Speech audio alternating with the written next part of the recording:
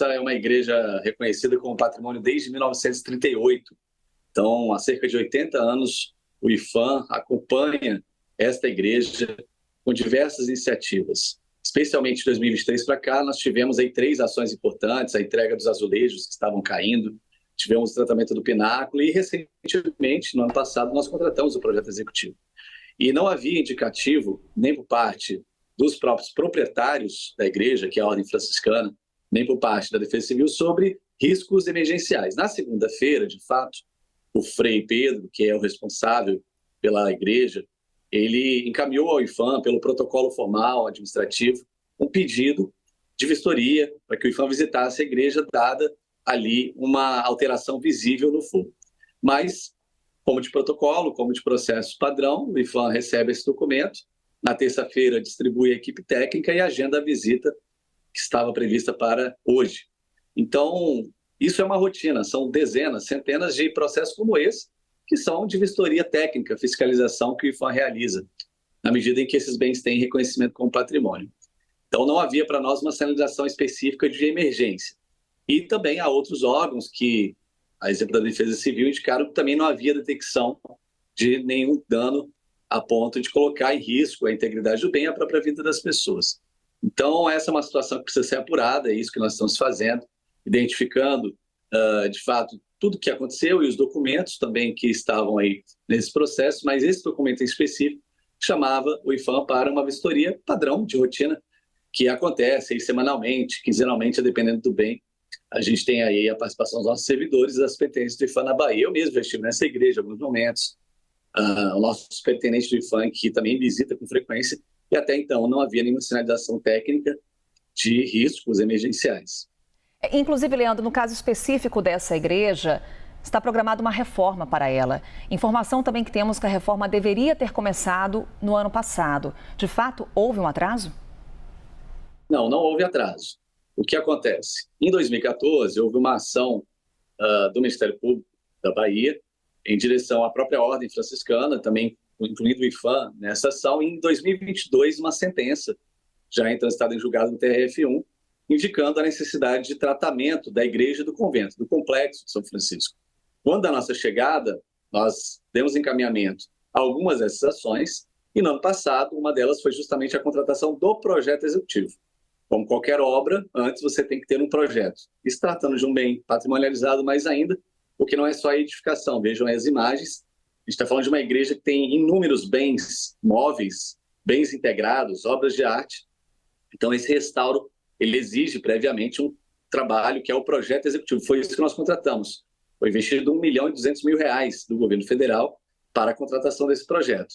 Concluído o projeto, nós encaminharíamos a obra, e aí haveria uma segunda etapa. Mas digo de novo, até então não havia sinalização de riscos emergenciais. E também é importante dizer, né, que na Bahia a gente tem aí quase 200 bens semelhantes a esse. No Brasil são quase 1.200 bens tombados. Esses bens, embora sejam reconhecidos como patrimônio, têm a responsabilidade do IPHAN, têm a responsabilidade dos seus proprietários e de toda a sociedade, já que é algo importante para o Brasil. E a gente vinha acompanhando. A relação com a Ordem Franciscana, ela é permanente, com os freis, com toda a comunidade. E a igreja também estava aberta, né, aos visitantes, aos turistas ao longo da semana.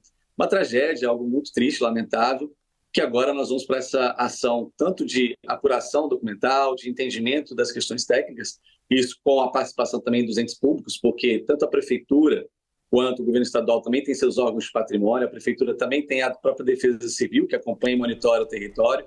A gente vai junto, em parceria, identificar aí todas as questões que levaram a esse fato. Tem a perícia, tem uma série de elementos que agora estão sendo levantados para que a gente possa compreender de fato o que aconteceu, já que dentro do fluxo padrão que a gente vinha adotando, não havia nenhum indicativo de que essa tragédia iria acontecer. Leandro, só para a gente encerrar aqui rapidamente, porque você traz os vários responsáveis com relação a monitoramento das questões estruturais, por exemplo, da igreja. O que cabe ao IPHAN? Porque quando a gente fala aí da igreja de São Francisco, por exemplo, em 2023, já tinham sido relatados problemas estruturais, inclusive obras foram realizadas naquela oportunidade. O que cabe ao IPHAN e agora, nesse momento, como funciona esse tipo de fiscalização? Bem, o IPHAN hoje acautela, preserva como eu disse, mais de 1.200 bens materiais, tirando os bens imateriais que são comunidades e expressões. Esses bens materiais vão desde igrejas, acervos, até cidades inteiras, conjuntos urbanos, como o caso de próprio Salvador, que tem aí mais de 3.500 imóveis nesse conjunto urbano tombado.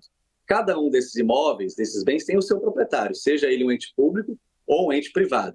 Qual é o papel do IPHAN? O papel do IPHAN, em primeiro lugar, é dar apoio, suporte, acompanhar e fiscalizar esses bens. E quando é o caso das igrejas, dos terreiros da Bahia, entre outros tipos de bens, quando os proprietários são hipossuficientes ou atestam a incapacidade financeira, abre-se uma possibilidade de nós investirmos. Não significa necessariamente que nós vamos.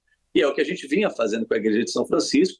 Nós estamos também no Pelourinho, na Gamboa, com ações junto a pessoas vulneráveis que não têm recursos para reformar os seus imóveis. Então, são muitas iniciativas.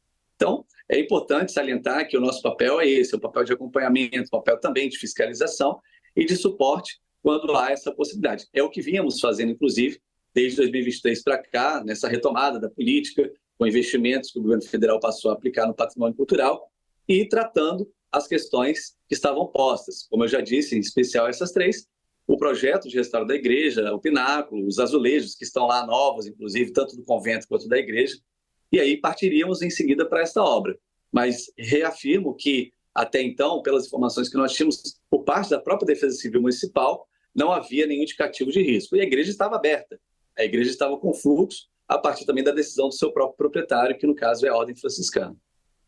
Leandro Graz, presidente do IPHAN, trazendo para a gente em detalhes essa tragédia que ocorreu no centro de Salvador. Leandro, obrigada mais uma vez. Leandro que está nesse momento em Salvador, agora acompanhando também a situação do local. Obrigada. Até uma próxima, Leandro.